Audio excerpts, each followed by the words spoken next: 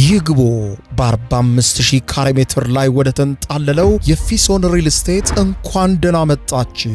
ቤቶቻችን ተጠናቀዋል። ይምጡና ይረከቡ። በተንጣለለው የፊሶን መንደር ታውን ሃውስ፣ ቪላና አፓርትመንት እንደ ምርጫው አቀርበናል። ዘመናዊና ቅንጡ አፓርትመንቶቻችን ከባለ 1 እስከ ባለ 3 መኝታ ተሰናድተዋል። እርሶን ይጠብቃሉ። የከርሰ ምድር ውሃ፣ ለተለያዩ ፕሮግራሞች የሚሆን ሰፊ ቴራስ፣ 24 ሰዓት የማይቋረጥ ተጠባባቂ ጄኔሬተር፣ ሰፊና አስተማማኝ የመኪና ማቆሚያ፣ የደህንነት ካሜራ ጨምሮ ይሄ ቀረሽ የማይባል ዘመናዊና ቅንጡ አፓርትመንት። ምርጫው ቪላ ከሆነ ደግሞ የተሟላና በ340 ካሬ ሜትር ላይ ያረፈ በውስጡ 6 መኝታ ቤቶች፣ 7 መታጠቢያ ቤቶች፣ 2 ሳሎን፣ 1 ባህላዊና 1 ዘመናዊ ኩሽናዎችን በውስጡ ያቀፈ ቤትም አለን። ታውን ሃውስስ ቢሉ በፊሶን መንደር ምን ጠፍቶ 5 መኝታ ቤት፣ 6 መታጠቢያ ቤትን፣ 1 ባህላዊና 1 ዘመናዊ ኩሽና አካቶ በ190 ካሬ ላይ ያረፈ 2 መኪና ማቆም የሚያስችል ሰፊ ግቢ ያለው የፊሶን መንደር። ይምጡ፣ ዛሬውኑ የቤት ባለቤት ይሆኑ። በ0952 78 78 78 ወይም በ0952 79 79 79 ላይ ሃሎ ይበሉን። ፊሶን ሪል ስቴት የርሶ።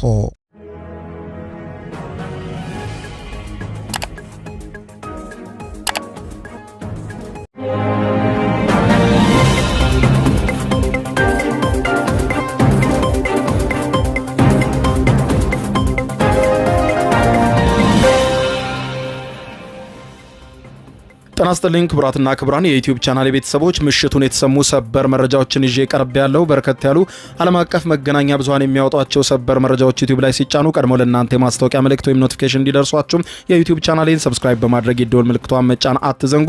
ወደ ሰበር መረጃው ስናቀና በቀዳሚነት የአሜሪካው ፕሬዝዳንት ዶናልድ ጄ ትራምፕ እጅግ ጸያፍ የሆኑ ቃላትን በመጠቀም ኢራናውያን የገለጹበት መንገድ በርካቶችን አስቆጥቷል።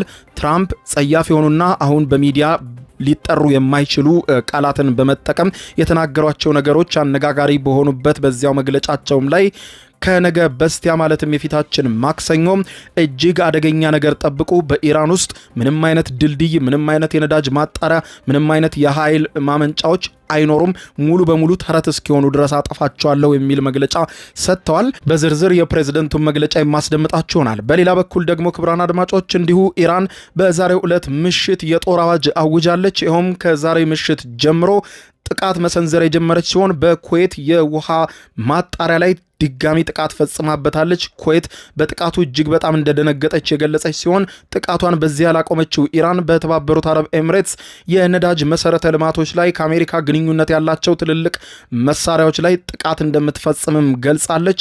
ዛሬም ጥቃቷን እንደጀመረች ጭምር አስታውቃም እስከ ነገ ድረስ ይህ ጥቃት ተባብሶ እንደሚቀጥል አሜሪካ የዛተችውን ጥቃትም ስትጀምር የባሰ ጥቃት እየተባባሰ እንደሚሄድ ገልጻለች። በቀጠናው ላይ የሲኦል በሮች ተከፍተዋል ብላለች ኢራን ምሽቱን ባወጣችው መግለጫ በዝርዝር የምታደምጡት ይሆናል። በሌላ በኩል አሜሪካ አብራሪዋን ከኢራን መሬት ውስጥ ለመታደግ ባደረገችው ዘመቻ የእስራኤል ልዩ ሰልጣኝ ኮማንዶዎች የተሳተፉ መሆኑ ተገልጿል። በሌላ በኩል ደግሞ በዚሁ ዘመቻ ውስጥ ደግሞ የአሜሪካው የስለላ ድርጅት ሲአይኤም አሳሳች መረጃዎችን በማህበራዊ ሚዲያ በማሰራጨት አሳሳች ጥቃቶችንም በኢራን የተለያዩ አካባቢ እንዲፈጸም በማድረግ የተጠናከረ የሆነ ውስብስብ ኦፕሬሽን ውስጥ ሲሳተፍ እንደነበረ ተመልክቷል። አሜሪካ የፈጸመችው ይህንን ዘመቻ በተመለከተ ተጨማሪ መረጃ ወጥተዋል። እስራኤልም መግለጫ ሰጥታለች። በዝርዝር የማስደምጣችሁ ይሆናል። በሌላ በኩልም ኢራን በዛሬው ዕለት ኢትዮጵያን የተመለከተ መግለጫም ሰጥታለች። ይኸውም የኢትዮጵያ የቀይ ባህር ጥያቄን አስመልክቶ ኢራን በዛሬው ዕለት ባወጣችው መግለጫ ኢትዮጵያንና የባህር በር ጥያቄዋን በተመለከተ ምን አለች? በዝርዝር የማስደምጣችሁ መረጃ ይኖራል። እስከ ፍጻሜው አብራችሁን ቆዩ። ዝርዝር መረጃውን አድምጡ ግብዣይ ነው። ወደ መረጃዎቹ አለፍኩ። አብረን እንከታተለው። በቅድሚያም የአሜሪካው ፕሬዝዳንት ዶናልድ ጄ ትራምፕ በኢራን ላይ የሚያሰሙት ዛቻም ጸያፍ ቃላትን በቀላቀለ መልኩ ቀጥሏል። በኢራን ላይ እጅግ አስፈሪና ጸያፍ ቃላት የታከሰበት መግለጫ የሰጡት ዶናልድ ጄ ትራምፕ ለሚዲያ በማይመጠን ቃል ጭምር በመጠቀም ነው ኢራንን ሲገልጹ ያመሹት። ምሽቱን ባስተላለፉት መልእክትም ኢራን የተዘጋውን የሆርሙዝ ወሽመጥን እስከ ነገ የማትከፍት ከሆነ ወይም አስቸኳይ ስምምነት ከአሜሪካ ጋር የማታደርግ ከሆነ አሜሪካ እጅግ ዘግናኝ ባሉትና ጠንካራ ወታደራዊ እርምጃ ልትወስድባት እንደተዘጋጀች ገልጸው ትራምፕ በማህበራዊ ትስስር ገጻቸው ትሩዝ ሶሻል ላይ ባሰፈሩት አጭር መልእክት መጪው የፊታችን ማክሰኞ ለኢራን እጅግ የከፋ ቀን እንደሚሆን ገልጸዋል። ማክሰኞ አሉ ትራምፕ በመልእክታቸው ማክሰኞ በኢራን ውስጥ የኃይል ማመንጫ ቀንና የድልድይ ቀን ብየዋለሁ ያሉ ሲሆን እስከ ነገ ሰኞ ስምምነት የማታደርግ ከሆነ ቀጣዩ ማክሰኞ በኢራን ውስጥ ምንም አይነት የኃይል ማመንጫና ምንም አይነት ድልድይ አይኖርም። ሙሉ በሙሉ ድልድይና የኃይል ማመንጫዎቹም ተቃጥለው የሚታይበት ቀን ይሆናል። አንድ ቀን የቀረው እንደዚህ አይነት ነገሮቻችሁን ማየት ካልፈለጋችሁ በስተቀር በአስቸኳይ ስምምነት ላይ ድረሱ ብለዋል። የፕሬዝደንቱ ቁጣ በዚህ ብቻ አላበቃም። በዓለም ላይ ጣጣ እያመጣ ያለውን ያንን የተረገመ ወሽመጥ በአስቸኳይ ክፈቱ እናንተ ሲሉ ኢራናውያንን እጅግ ጸያፍና ለሚዲያ በማይመጥን ቃላት የጠራ ሲሆን አለበለዚያም በገሃነም ውስጥ ትኖራላችሁ፣ ዝም ብላችሁ ብቻ ሁኔታውን ተመልከቱ፣ የማደርጋችሁ ነገር ዓለም አይቶ የማያውቀው ነው ብለዋል። የዓለም መሪዎችና ታዛቢዎችም በመልእክቱ እጅግ በጣም እንደደነገጡ የገለጹ ሲሆን ፕሬዝደንትን በማይመጥን መልኩ ኢራናውያንን የገለጹበት በሚዲያ የማይጠራ ጸያፍ ቃል ጭምር በመጠቀም መግለጻቸውን ፕሬዝደንቱም በከፍተኛ ሁኔታ እንዲተቹ አድርጓቸዋል። በሌላ በኩል የአሜሪካ ጸያፍ ቃላት ጭምር የታከሉበትን የፕሬዝደንቱን ዛቻ ተከትሎ ኢራን እጇን አጣጥፋ አልተቀመጠችም። የኢራን እስላማዊ አብዮታዊ ዘብ በአሜሪካና እስራኤል ለደረሰበት ጥቃትና ወደፊትም ለሚከፈትበት ጥቃት አውዳሚ የአጸፋ እርምጃ ከዛሬ ጀምሮ መጀመሩን አውጇል። ምሽቱን ባወጣው መግለጫ የኢራን መንግስታዊ የዜና ወኪል የሆነው ታስኒም ይፋዊ መግለጫውን ምሽቱን ያስተላለፈ ሲሆን አብዮታዊ ዘቡ በባህረ ሰላጤው ሀገራት በተለይም በባህሬን፣ በኩዌትና በተባበሩት አረብ ኤሚሬትስ በሚገኙ ከአሜሪካ ጋር ግንኙነት ባላቸው የነዳጅና የፔትሮሊየም እንዲሁም የውሃ ተቋማት ላይ ከባድና የተቀናጀ ጥቃት መፈጸም መጀመሩን ምሽቱን አውጇል። የኢራን ሚዲያዎች ይህንን እርምጃ የመጀመሪያው ምዕራፍ ሲሉ የጠሩት ሲሆን ጥቃቱ የተፈጸመው እስራኤል ኃላፊነቱን በወሰደችበት የደቡብ ምዕራብ ኢራን ማሻር በሚገኘው የፔትሮሊየም ኮምፕሌክስ ላይ ለደረሰው ጥቃትና አሜሪካን በካራጅ በተሰኘው ከቴሄራን ውጪ በሚገኝ ቁልፍና በመካከለኛው ምስራቅ የሚገኝ ረዥም ድልድይ ላይ ላደረሰችው ጥቃት የተሰጠ ከባድ አጸፋ ምላሽ መሆኑን አብዮታዊ ዘቡ በታስኒም የዜና ወኪል በኩል ምሽቱን ባወጣው መረጃ አረጋግጧል። አክሎም ከአሜሪካ የሚሰነዘር ማናቸውም ጥቃት ያለ ምላሽ እንደማይታለፍ ገልጾም አሜሪካ እስካሁን ለሰነዘረችውና ነገም ከነገ በስቲያም እሰነዝረዋለሁ እያለች ለምትዝተው ማናቸውም ዛቻን ከዛሬ ጀምሮ ባወጅ ነው ሰፊ ጥቃት መሰረት በመካከለኛው ምስራቅ የሚገኙ የነዳጅ መሰረተ ልማቶችና ወደቦች እንዲሁም ድልድዮችም ሙሉ በሙሉ ከጥቅም ውጭ እናደርጋቸዋለን ሲል ዝቷል። ከባህረ ሰላጤው ሀገራትም ባለፈም አብዮታዊ ዘቡ በሰሜናዊ እስራኤል ሃይፋ ከተማ በሚገኝ የነዳጅ ማጣሪያ ላይም ጥቃት መፈጸሙን የገለጸ ሲሆን ይህንን የሃይፋ ጥቃት በተመለከተ መረጃው እስካሁን በእስራኤል በኩል አልተረጋገጠም። በሌላ በኩል ኢራን ከፍተኛ ጥቃት የፈጸመችው በኩዌት ነው። በዛሬውም ዕለት ጦርነቱ የሰውን ልጅ የመኖር ህልውና ወደሚፈታተንበት ደረጃ ደርሷል የሚሉት መገናኛ ብዙሃን ከኩዌት ሲቲ ለአልጀዚራ ዘገባውን ያቀረበችው ጋዜጠኛ ማሊክ ትራይና እንደገለጸችው በኩዌት በሚገኙ ሁለት የኤሌክትሪክ ኃይልና የባህር ውሃ ማጣሪያ ተቋማት ላይ ዛሬ ከፍተኛና አውዳሚ ጥቃት ተፈጽሟል ያለች ሲሆን በዚህም ምክንያት ሁለት የኩዌት የኃይል ማመንጫ ክፍሎችም ከስራ ውጭ ሆነዋል ብለዋል። በባህረ ሰላጤው ሀገራት የውሃ ማጣሪያ ተቋማት ለህይወት ቀጣይነት እጅግ ወሳኝ ሲሆኑ በኩዌት ደግሞ ከመላው ዓለም በተለየ መልኩ ህዝቡ የሚጠጣው 90% ውሃ የሚገኘው እነዚህ በኢራን የተመቱት ተቋማት ከውቅያኖሱ ውሃ እየወሰዱ ጨዋማውን እያጣሩ በሚያቀርቡት ንጹህ ነው። ስለዚህም በእነዚህ ተቋማት ላይ የተፈጸሙት ጥቃት ለኩዌትም እጅግ አስደንጋጭ ሆኗል። በቀጠናው ለሚገኙ የመካከለኛው ምስራቅ ሀገራትም ከፍተኛ የሆነ የጥቃት ስጋት እንዲገባቸው አድርጓል። የአልጀዚራዋ ጋዜጠኛ በዛሬው ዕለት የሆነውን ከኩዌት የዘገበች ሲሆን እዚህ ኩዌት ውስጥ የገሃነም በሮች የተከፈቱ ያክል ነው እየተሰማን ያለው በማለት ገልጸዋለች። ይህ የሆነው የትራምፕ የ48 ሰዓታት ቀነ ገደብ እያለቀ ባለበትና ኢራን በተመታች ቁጥር አጸፋውን በባህረ ሰላጤው ሀገራት ላይ እንደምትወጣ በተደጋጋሚ በተረጋገጠበት ሁኔታ ውስጥ በመሆናቸው ትራምፕ ምሽቱን ያስተላለፉትና ከነገ በስቲያ ኢራንን አወድማታለሁ ያሉትን ዛቻ ዛቻም ተከትሎ ኢራን ብቻ ሳይሆን በዚህ ዛቻ መሸበር ያለባት ኩዌትና የመካከለኛው ምስራቅ ሀገራቶች ናቸው። ምክንያቱም ኢራን በተመታች ቁጥር የከፋ በትር በመካከለኛው ምስራቅ ሀገራት ላይ እያሳረፈች ነው ብለዋል። ሌላኛዋ ከባድ ተጠቂ ሀገር የሆነችው የተባበሩት አረብ ኤሚሬትስ ናት። የተባበሩት አረብ ኤሚሬትስ መከላከያ ሚኒስትር ሀገሪቱ እያስተናገደች ያለውን ከባድ የሚሳኤልና የድሮን ውሽንፍር የሚያሳዩ ቁጥራዊ ሪፖርቶችን ይፋ አድርጓል።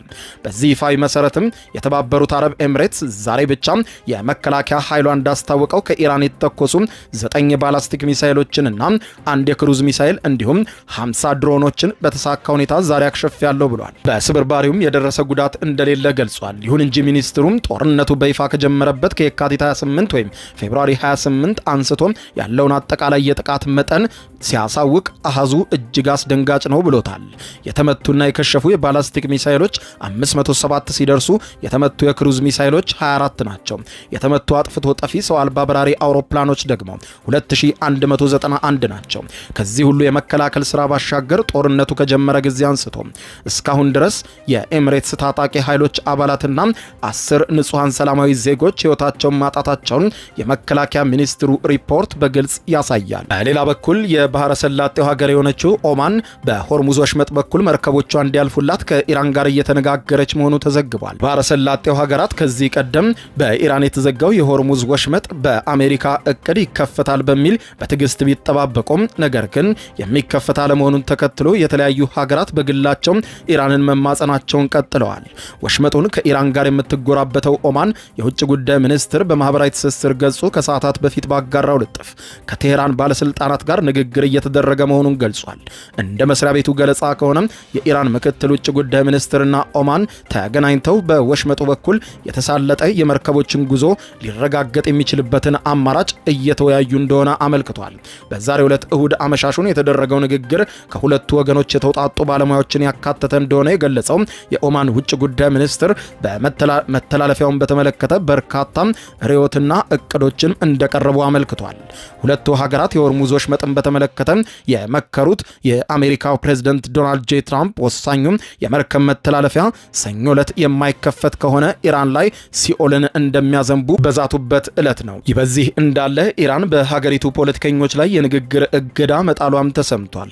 በኢራንና በአሜሪካ መካከል ያለውን ጦርነት በከረረበት በዚህ ወቅት የኢራን አቃቢ ሕግ ቢሮም በሀገሪቱ ፖለቲከኞችና ታዋቂ ግለሰቦች ላይ ጠንካራ ማስጠንቀቂያ ያስተላለፉ ሲሆን ከዛሬ ጀምሮ አቃቢ ሕጉ ባወጣው መግለጫ ማንኛውም ፖለቲከኛ ከስልጣን ገደቡ ውጪ ስለ ጦርነቱ አስተያየት ከመስጠት እንዲቆጠብና ከሀገራዊ ጥቅም ከአንድነትና ከማህበራዊ ትስስር ጋር የሚጋጩ ንግግሮችን እንዳያደርግ አዟል።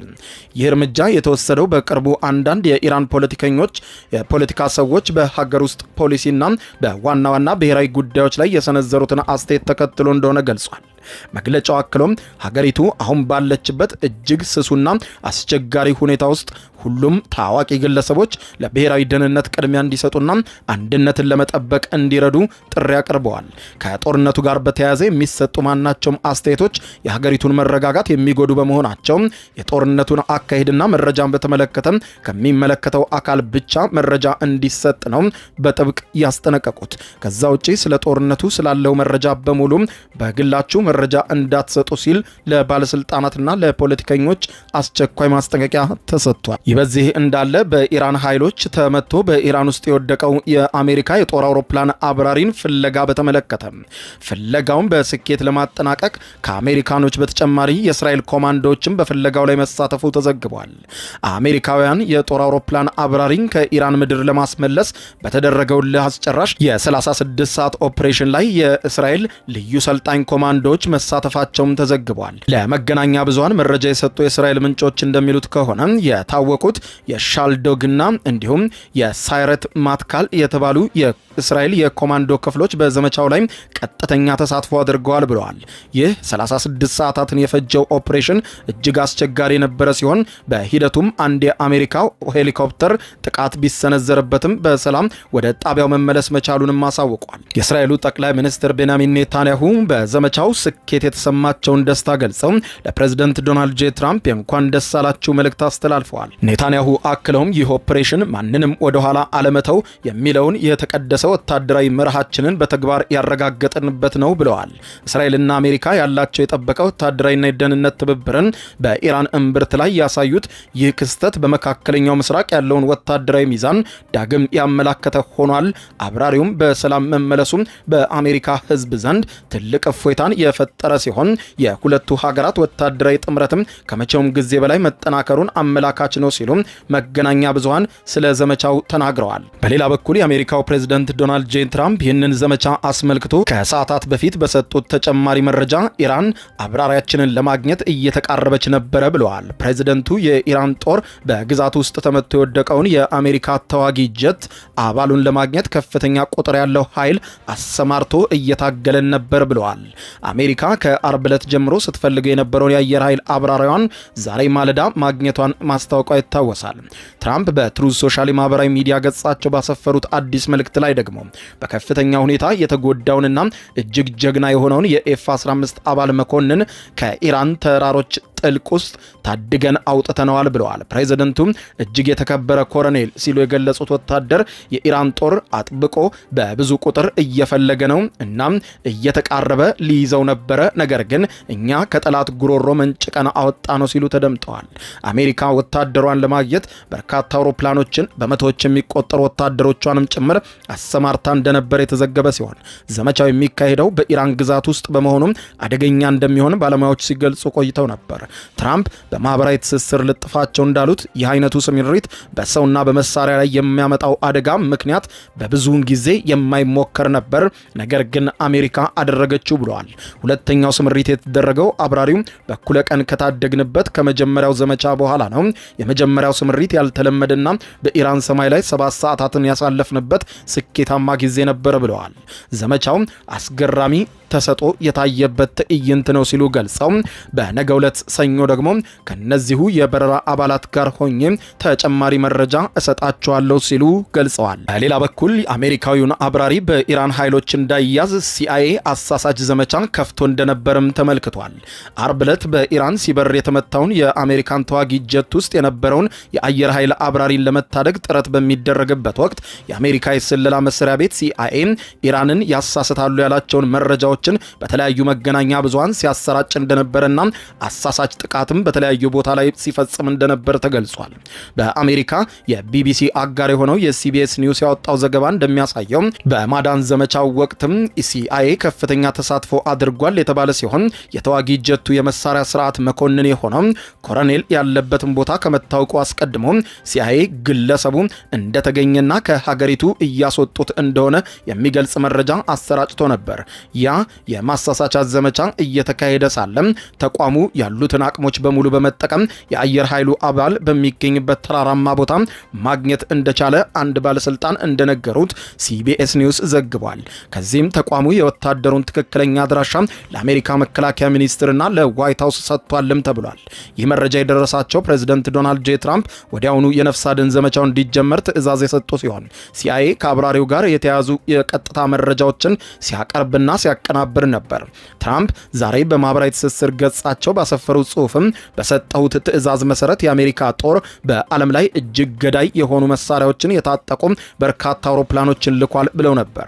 ፕሬዝደንቱ የአብራሪውን መገኘት ባስታወቁበት በዚያው ልጥፋቸው ወታደሩ ጉዳት ቢደርስበትም ደህና እንደሚሆን ገልጸዋል። እንደ ሲቢኤስ ኒውስ ዘገባ ከሆነ በኤፍ-15ኢ ሁለተኛ መቀመጫ ላይ የነበረው የመሳሪያ ስርዓት ባለሙያ የተጎዳው ጀቱ ከተመታ በኋላ ወደ ላይ ተስፈንጥሮ በሚወጣበት ወቅት ነው። ኮሎኔሉ እንደሆነ የተገለጸው ይህ ወታደር ከኢራን ኃይሎች ለማምለጥ ከአንድ ቀን በላይ ለሚሆን ጊዜ ሲጓዝ እንደነበርም ተመልክቷል። የአሜሪካ ጦር በበኩሉም የኢራን ወታደሮች ወደ ስፍራው እንዳይደርሱ የፈንጂ ድብደባ ሲያደርግና አሳሳች የተለያዩ ጥቃቶችን በተለያየ አካባቢ ሲፈጽም ነበር።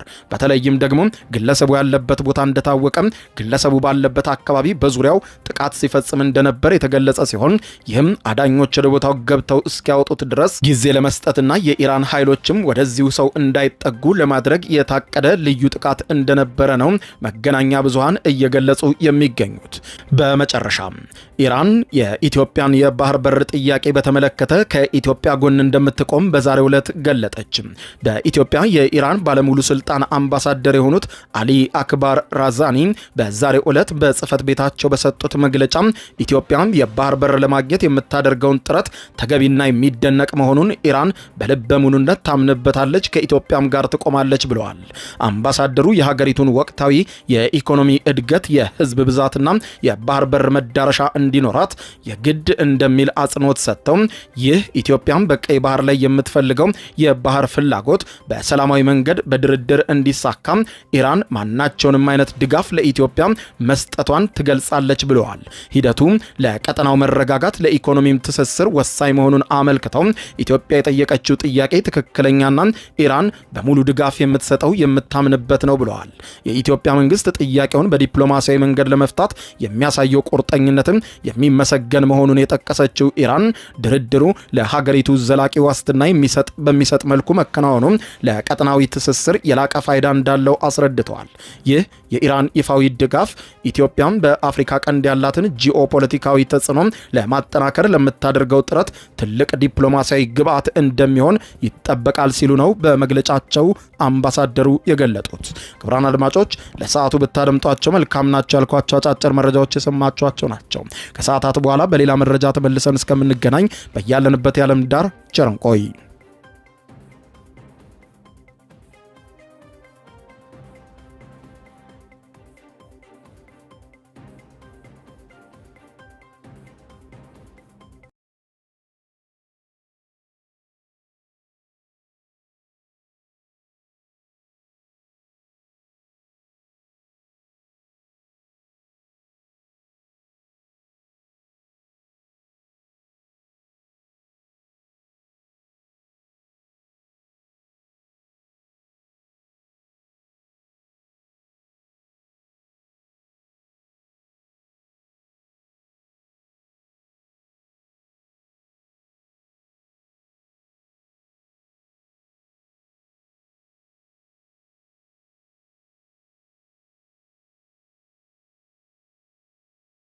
የዩቲዩብ የስኬት ሚስጥሮችን በዝርዝር የያዘው የአቤል ብርሃኑ የወይኗ ልጅ መጽሐፍ ሁለተኛ እትም በገበያ ላይ። ዩቲዩብ ለመጀመር በአጭር ጊዜ ስኬትን ለመቀዳጀት አስበዋል?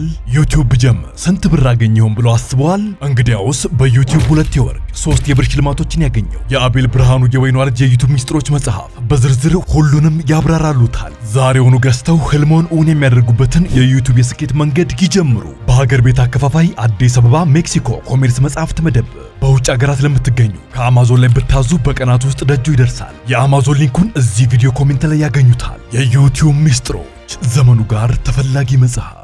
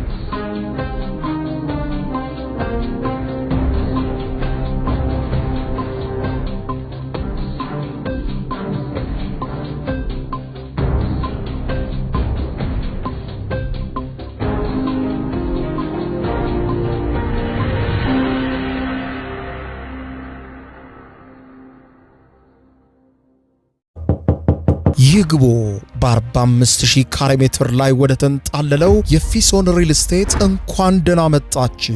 ቤቶቻችን ተጠናቀዋል። ይምጡና ይረከቡ። በተንጣለለው የፊሶን መንደር ታውን ሃውስ፣ ቪላና አፓርትመንት እንደ ምርጫው አቅርበናል። ዘመናዊና ቅንጡ አፓርትመንቶቻችን ከባለ 1 እስከ ባለ 3 መኝታ ተሰናድተዋል። እርሶን ይጠብቃሉ። የከርሰ ምድር ውሃ፣ ለተለያዩ ፕሮግራሞች የሚሆን ሰፊ ቴራስ፣ 24 ሰዓት የማይቋረጥ ተጠባባቂ ጄኔሬተር፣ ሰፊና አስተማማኝ የመኪና ማቆሚያ፣ የደህንነት ካሜራ ጨምሮ ይሄ ቀረሽ የማይባል ዘመናዊና ቅንጡ አፓርትመንት። ምርጫው ቪላ ከሆነ ደግሞ የተሟላና በ340 ካሬ ሜትር ላይ ያረፈ በውስጡ 6 መኝታ ቤቶች፣ 7 መታጠቢያ ቤቶች፣ 2 ሳሎን፣ 1 ባህላዊና 1 ዘመናዊ ኩሽናዎችን በውስጡ ያቀፈ ቤትም አለን። ታውን ሃውስስ ቢሉ በፊሶን መንደር ምን ጠፍቶ 5 መኝታ ቤት፣ 6 መታጠቢያ ቤትን፣ 1 ባህላዊና 1 ዘመናዊ ኩሽና አካቶ በ190 ካሬ ላይ ያረፈ 2 መኪና ማቆም የሚያስችል ሰፊ ግቢ ያለው የፊሶን መንደር። ይምጡ፣ ዛሬውኑ የቤት ባለቤት ይሆኑ። በ0952 78 78 78 ወይም በ0952 79 79 79 ላይ ሃሎ ይበሉን። ፊሶን ሪል ስቴት የርሶ